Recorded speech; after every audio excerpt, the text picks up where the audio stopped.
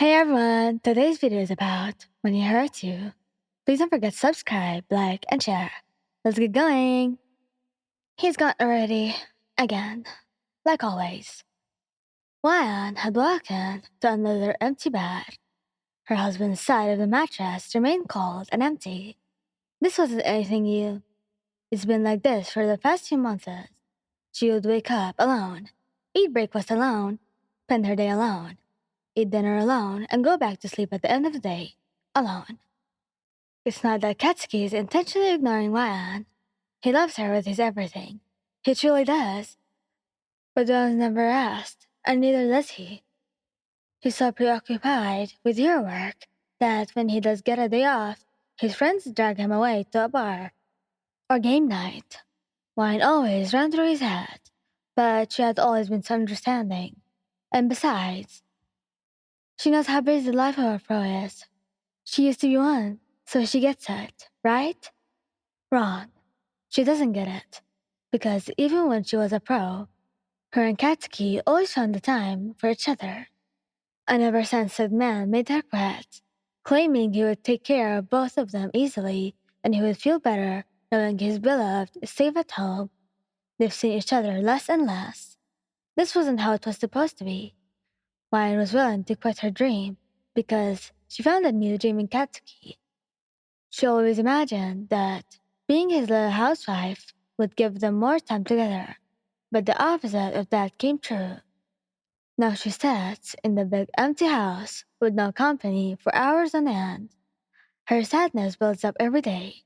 She misses her husband. She tries to be an understanding wife, but at this point, it's like he's not even trying to make an effort to see her. It's like he's settled to just come home to her sleeping form and waking up to her in the exact same state, leaving before he can witness her do anything else. He should understand her, though. No? I mean, she had brought it up to him in a very casual way, and he never took it seriously, but she's mentioned it before. He should have a pretty vivid image of how she's feeling, right? After 6 months of loneliness and being Katsuki terrified, YM made her move to speak to her husband about her feelings. She already imagined the outcome, an argument due to Katsuki's brash behavior and her never back down attitude. Sad times bringing in the silent treatment for the two of you, up, until the both of you gave in and forgive each other due to the love you have. Finally ending in a compromise, Wyan released a heavy breath as she looked down at the time. 1 a.m. Just a few more minutes until Katsuki's home. Katsuki grumbled as he unlocked the front door and walked in. He noticed the lights were still on, and so Wyan still awake, seated on the couch. On any other day, he'd be elated to see his wife was still up. They'd talk and cuddle and go to sleep together. If he was lucky, they'd both make love until the sun rose. But tonight, that wouldn't be happening. He wanted a quiet house with his wife sleeping. Not whatever was about to happen. He sighed as he dropped his back at the front door and sloppily placed his keys in the glass bowl near the door.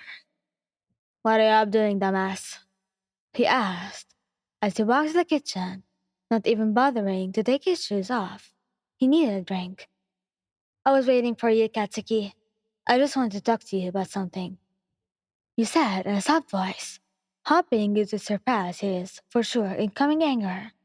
Katsuki closed the fridge with a kick to the heavy door and chugged down a quarter of his drink. I'm not in the mood. Had a shitty day on my sleep. Just go to bed, he said sternly, while trying to finish his beer as fast as he could. Don't you think I would have done that hours ago? I wouldn't have stayed up and waited for you if it wasn't important. Please, Katsuki, I really want to talk. Bago was beginning to grow annoyed. Why wouldn't you just drop it already? He squeezed his bottle hard enough for it to crack before he spoke with a louder voice. Juan, you're not listening. I'm tired. I had a horrible day and just want to sleep. I don't want to talk. I don't want to stay up anymore. And I don't want to listen to whatever bullshit you're about to complain and bitch about, like you always do. Not listening? That's all I do. All I do is listen to your every command so that you come home happy. Well, it looks like you failed today, he said, cutting you off. Quit interrupting. And what was it that he said? All I do is bitch and complain. I'm trying to talk to you about something serious here, Katsuki. You pleaded, still hoping he would give in and listen. And he did, just not in the way you'd expect. Fine then. If this'll get you to quit being an annoying ass waste of time, then speak. Talk. What the hell do you want? He asked, screaming at you, furious at all the dramatics you've brought up in one night. His words kind of stung. Annoying gas? Waste of time? Is this what he thinks I am? You grew silent at his insults, and Katsuki teased him even more. Oh, what? I scream at you and you bitch up?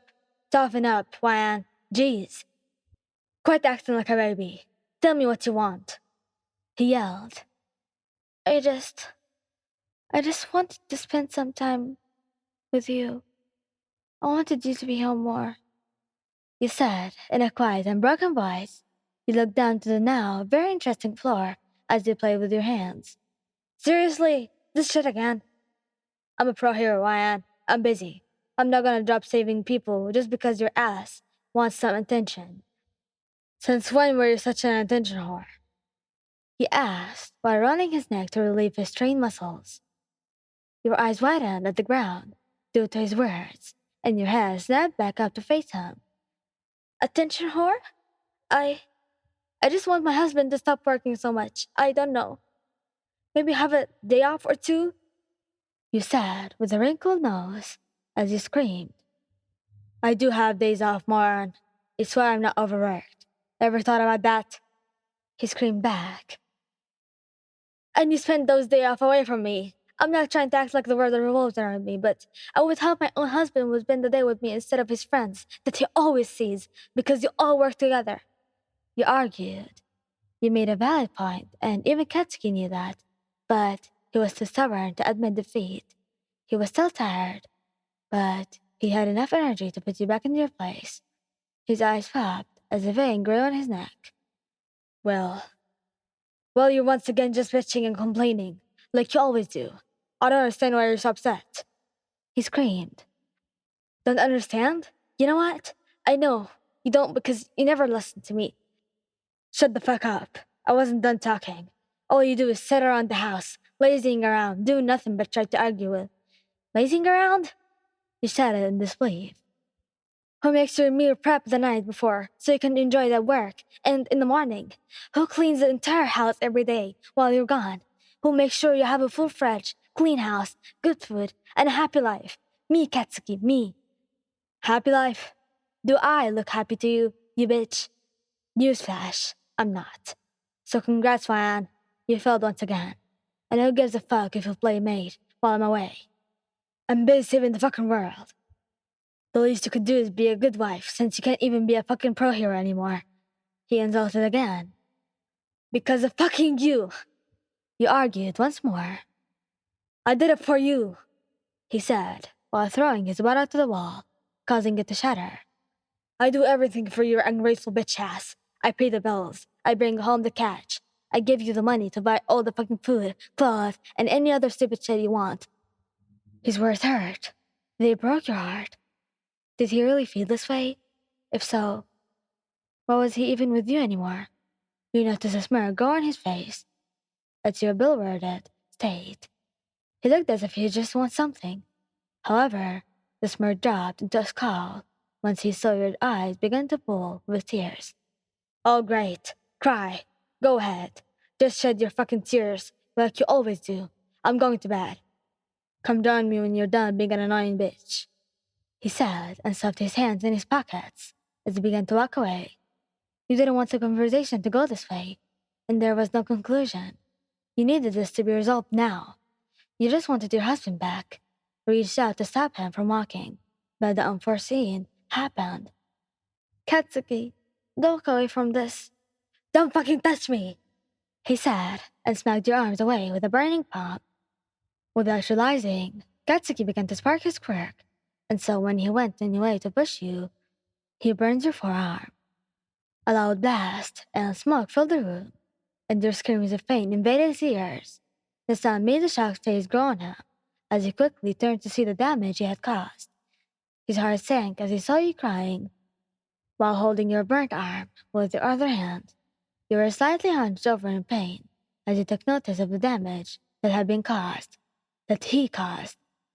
Wan! Bakugo softly shouted as he ran to you. He wanted to help, but before he could even lay a finger on you, you flinched. The action caused him to hesitate and hold himself back. He ran to the kitchen sink to get a cold rag, and he brought it back to you. Baby, I'm so sorry. You pushed him away and off of you as you quickly walked to your bedroom with the shadow cast over your eyes. Tears still flowed down your cheeks as sniffles could be heard from your cherry red nose. Katsuki couldn't believe what you had just did and ran to follow you. Why, please listen. I didn't mean it. I don't know what happened, but Teddy Bear, but I swear I didn't mean it. I swear I didn't mean any of this bullshit I said. I'm sorry. Sam. Katsuki realized he followed you out of the kitchen, through the living room, up the stairs, and the entrance of the master bedroom you both shared before he slammed the door and locked it right in his face. Baby, please open the door, he said while knocking. In a very rushed manner, he wanted nothing more than to help you and treat the damage he caused to his beloved wife. Yet, royally tugged up, he began turning and jiggling the lock knob in an attempt to open, but failed. Please, Wyan, I have to take care of you on that burn. I'm so sorry, please let me in. On the other side of the door, you pressed your back against it as you held in your sobs and slid to the bottom. You pulled both lips in to conceal your voice while you held your wrist to examine the burn on your arm. It was so bad, your skin turned an angry shade of red as it blistered and bled. You were dripping blood all over your carpet floor. And so, you ran to the master bathroom in the bedroom. Thank you guys for listening. Hope you liked the video. Please don't forget to subscribe, like, and share. Goodbye!